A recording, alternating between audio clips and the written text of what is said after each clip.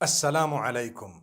Each time I write inshaAllah in English, people comment saying you must separate these three words in Allah and you must not write it together because it has a bad meaning. It means create Allah, and someone said this and someone said that and it's wrong and you cannot. Okay, let me explain. It's not like we don't know how to spell it. If you are writing inshaAllah, which means if Allah wills, okay, in the Arabic language, if you're writing it in the Arabic language, the correct way of writing it is three separate words. In Allah. So in Allah. And when you're saying it, you say inshaAllah.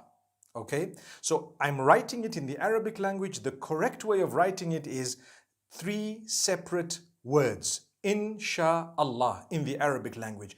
In any other language, if I am saying if Allah wills in English, I should write IF space ALLAH space WILLS. That's if Allah wills. Those are three separate words. But if I am doing what is known as a transliteration, which means it's Arabic, but I'm just writing it in another language for people to read it, I can write it anyhow, completely, for as long as it is readable to the people, legible, they can see it, they can read it.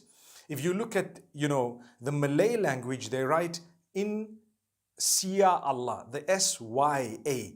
They pronounce the SY the way we pronounce SH. So they can write it how they want, for as long as when people read it, they read it inshaAllah. Because a transliteration means nothing. It is only making you read something. For example, I write Bismillahir Rahmanir Rahim. How should you write it? Come on. Don't get into such a silly argument. You can write BISM. You don't need to write B space ISM space ALLAH space. You just write BISMILLAH, Bismillah. It's okay. You don't need to separate it because it's just a translation. Sorry, a transliteration. But if you are writing it in the Arabic language, you will need to write the Ba, Sin, Mim, space, Allah, space, Ar-Rahman, space, Ar-Rahim, because that's the Arabic and that's how it should be written, okay?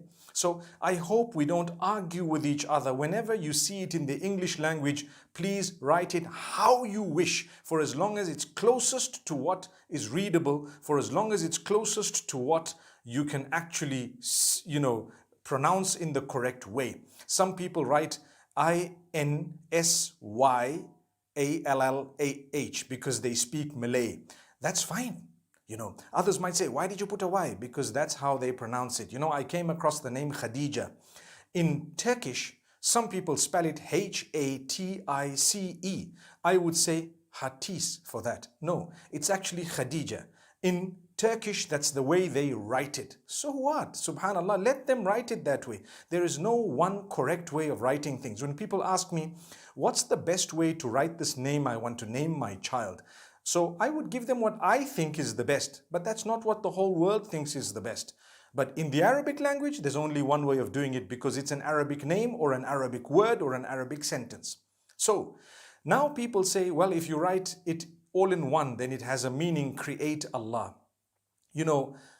That's wrong. It doesn't have a meaning, create Allah. No, it doesn't. Because inshaAllah means if Allah wills, inshaAllah. We all say it together, inshaAllah, inshaAllah. But we know in the Arabic it's three separate words. If Allah wills, right. How do you say create Allah? Astaghfirullah. You would say inshi. Inshi. Inshi is the amr. It is the instruction, right? The command. Inshi means to create.